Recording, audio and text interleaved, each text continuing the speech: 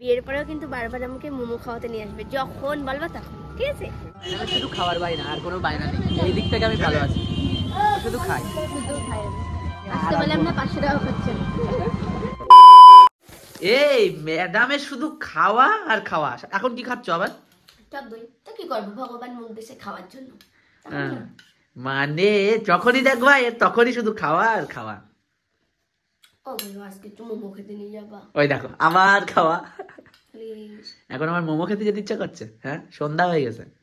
তাই করছে, এখনই তো গরম গরম ভালো লাগে, চলো না মোমো। ঠান্ডার মধ্যে সোয়েটার পরবো, আমি গাড়ি চালাই নিয়ে যাবো, চলো না। Hello guys, welcome back to our channel Jeet Nishita blog. তো ব্যাপারটা হচ্ছে ম্যাডামের এখন এই রাত্রেবেলায় মোমো খেতে যেতে ইচ্ছা হয়েছে।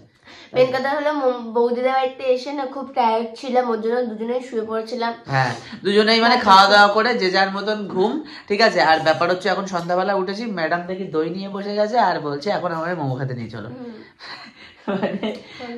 মানে এই দুদিন খুব আনন্দেই ছিলাম, সত্যি কথা, তাই না? কখন যে দিন কেটে যাচ্ছিল বুঝতেই পারছি মানে দুটো দিন যে কিভাবে কেটে গেল, এখন বাড়ি এসে একটু মন খারাপ লাগছে।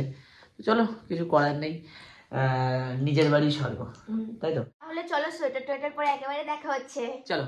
2000 years later. ও ম্যাডাম, হলো শালা ঠান্ডার মধ্যে মোমো খেতে যাবে, তো সাজ দেখো, এই রাত্রিবেলা এত সাজ কিসের? রেডি? চলো চলো চলো চলো চলো চলো চলো। দাঁড়াও, আমি টুপিটা পরবো না? ঠিক আছে, হ্যাঁ ভালো লাগছে, হেব্বি সুন্দর লাগছে। শোনো, চলো। কোথায় যাচ্ছ? কেন? এসে থেকে কাকাই রাত দেখিনি, একটু দেখি যাই। ওরে বাবা, ও দে এ কাকাই, ও ভাবছে বলে তো ল্যাংটো কোঙা। এ ল্যাংটো আগে প্যান পরো।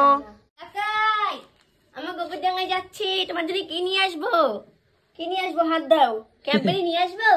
ক্যাডবেরি খাবা? ও না ক্যাডবেরি খেতে শিখে গেছে। ডেয়ারি মিল্ক খাই প্রচন্ড। ডেয়ারি মিল্ক নিয়ে আসবো? চুপচাপ, তার মানে নিয়ে আসতে হবে। কাকা টাটা।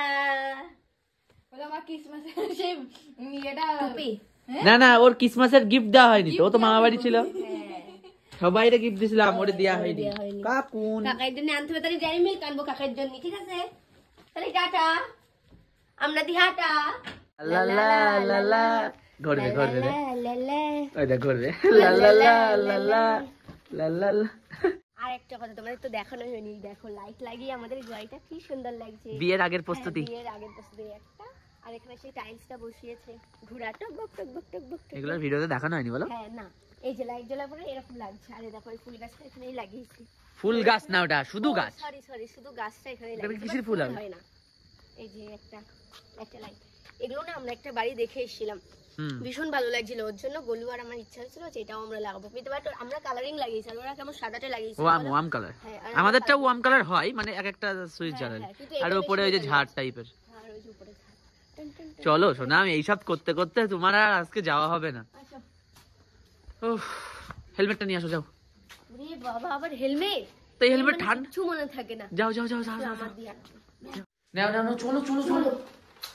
আর হ্যাঁ, আমার জীবনের কিছু কথা আমি আজকে শেয়ার করব, যা আগে কখনোই তোমাদের সাথে বলিনি। তোমরা তো আমার চলাফেরা দেখেছো, আমার জীবনটা পুরো পাল্টে গেছে। এই ইউটিউব আর তোমরা না আমার সব ফ্যামিলি হয়ে গেছো। একটা সময় ছিল এগুলো কিছুই ছিল না। ওই ধরো 2020-21 সালের কথা বলছি, যখন আমাদের একটা ইলেকট্রনিকের দোকান ছিল। আমরা যতই কষ্ট করতাম না কেন, আমরা ঠিকভাবে ফল পেতাম না। এমনকি দোকানটাও আমাদের লসে রান করা শুরু করলো। তারপর কিছুদিনের মধ্যে আমাদের দোকানটাও বন্ধ হয়ে গেল। তারপর আমাদের অর্থ সংকটের প্রবলেম দেখা দিল। আমাদের তো লোন নিতেই হলো, তারপর দোকানটাও বন্ধ হয়ে গেল। কিছু বন্ধুরা টাকা দিয়ে হেল্প করেছিল, কিন্তু লোন অ্যামাউন্টটা পেন্ডিং হয়েছিল। বাড়িতে আয়ের অতিরিক্ত উৎসও ছিল না। এত মানসিক চাপ থাকায় রাতে ঠিকঠাক আমাদের ঘুম হতো না।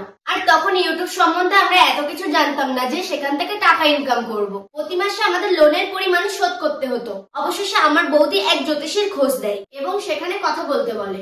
আমরা এতটাই টেনশনে ছিলাম যে সমাধানের সব রকমের চেষ্টা আমরা করেছি। তারপর আমরা কথা বললাম জ্যোতিষী অপর্ণাদির সাথে অ্যাস্ট্রোটক অ্যাপের মাধ্যমে। তার সাথে কথা বলার পর আমাদের জীবন ট্র্যাক হয়ে গেল। তিনি আমাদের কাছে ডেট অফ বার্থ এবং সময় চেয়েছিলেন। তারপর তিনি আমাকে জিজ্ঞাসা করেছিলেন, তোমার জীবনে অর্থের সমস্যা আছে? ব্যবসাও ভালো যাচ্ছে, হচ্ছে না? আমি, জিতু বা সবাই আমরা অবাক হয়ে গেছিলাম। আমাদের পরিবার ছাড়া কিন্তু এই কথা কেউই জানতো না। তখন অপর্ণাদি আর এই অ্যাপটির উপরে আমাদের পুরো বিশ্বাস চলে এসেছিল। এরপর আমাদের সব সমস্যা পরিস্থিতি তাকে বিশদভাবে জানিয়েছিলাম। কি করে আমাদের দোকানটা বন্ধ হয়ে গেল আর এত লোনের চাপ আমাদের মাথায় কি করে আসলো। তখন অপর্ণাদি আমাদের ভালো করে বুঝিয়ে বলেন এরকম ঝামেলা আমাদের সাথে কেন ঘটছে, একটার পরে একটা কষ্ট আমাদের ভোগ করতে হচ্ছে। তারপর তিনি আমাদের দুটি সমাধান দিয়েছিলেন এবং এটি কিন্তু আমাদের ফ্যামিলির সবাইকে টানা 9 দিন ধরে করে যেতে বলেছিল। তো আমি তো বলবোই ওই দিন আর এই দিন পার্থক্য তো আছেই। আমি ওনাকে জিজ্ঞেস করেছিলাম আমার ক্যারিয়ারে কি করা উচিত। তখন উনি আমাদের জানিয়েছিল তুমি সোশ্যাল মিডিয়ায় কাজ করো, তোমার সাকসেসের 100% চান্স রয়েছে। তারপর ইউটিউবে আমার নিজের চ্যানেল খুললাম আর ভিডিও করা শুরু করলাম। এখন কিন্তু আমাদের ইউটিউব আর্নিং দিয়ে আমরা অনেক কিছু করে নিয়েছি আর অনেক আর্থিক সমস্যাও আমাদের দূর হয়েছে। এখন থেকে আমি যদি কোনো প্রবলেমে পড়ি তাহলে সোজা চলে যাই এই অ্যাপটির মধ্যে, যেখানে চ্যাট করে আমি কিন্তু আমার সমস্যার সমাধান পেয়ে যাই। আপনারাও কিন্তু আপনাদের সমস্যার সমাধান খুঁজে পেতে পারেন এই অ্যাপটির মধ্যে। আমি কিন্তু অ্যাস্ট্রোটক অ্যাপের ডাউনলোড লিংকটি আমার ডেসক্রিপশনে দিয়ে রাখবো শুধুমাত্র তোমাদের জন্য। এখান থেকে ডাউনলোড করলে তোমরা প্রথম চ্যাট একদম ফ্রিতে পেয়ে যাবে। তোমার হলো? হ্যাঁ যাই। তো চলো, অনেকটাই তোমাদের সাথে গল্প করে ফেললাম, এবার চলো মোমোজ খেতে যাওয়া যাক। চলে আসেন, খুল যা সিম সিম। হ্যাঁ তো দারোয়ানটা খুব সুন্দর দেখতে। দারওয়ান বলবা না। কেন? আমার বউ। আচ্ছা ঠিক আছে, না চলো। A few moments later. একটা মোমো আনবা আর একটা ললিপপ।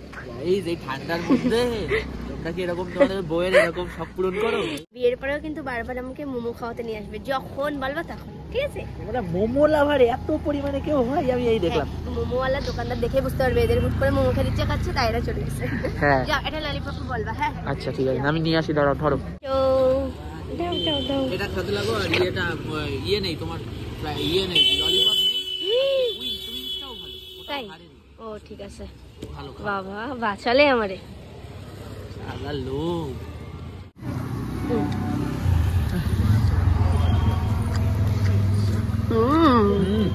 উইংস ভালো তো? হেভি সুন্দর, খেয়ে দেখবা তো, হেভি লাগে। কি নেবা? বড়দিন তো চলে গেছে সেটা। ঠিক আছে, ওরা একটা ব্ল্যাক ফরেস্ট দিও তো। হ্যাঁ খাবে? আচ্ছা ঠিক আছে, ঠিক আছে। ও বাবা কমপ্লিট, চলো কেক নেওয়াও কমপ্লিট আমাদের। মানে ম্যাডামের এটা একটুখানি খুব মিষ্টি কম তো, জন্য খেতে পারি। ম্যাডামের শুধু খাবার বাইনা, আর কোনো বাইনা নেই। এই দিক থেকে আমি ভালো আছি, শুধু খাই। শুধু খাই। নাও, বড়দিন চলে গেল, এখনো কেক কিনতে হবে। 1 জানুয়ারিও একটা কিনতে হবে। সবাই মিলে আবার কাটবো নতুন বছর। চলো চলো এবার বাড়ি যাবো। মিষ্টি নেবে? মিষ্টি কেন? মিষ্টি রেখে খাবা। আচ্ছা ঠিক আছে, পরের দিন, কালকে তো আবার বাড়ি চলে ঠিক যাবো। আছে, ঠিক আছে। আমার যদি একবার কেনাকাটা শুরু করলে আর থামবে, দেখো আবার মিষ্টি।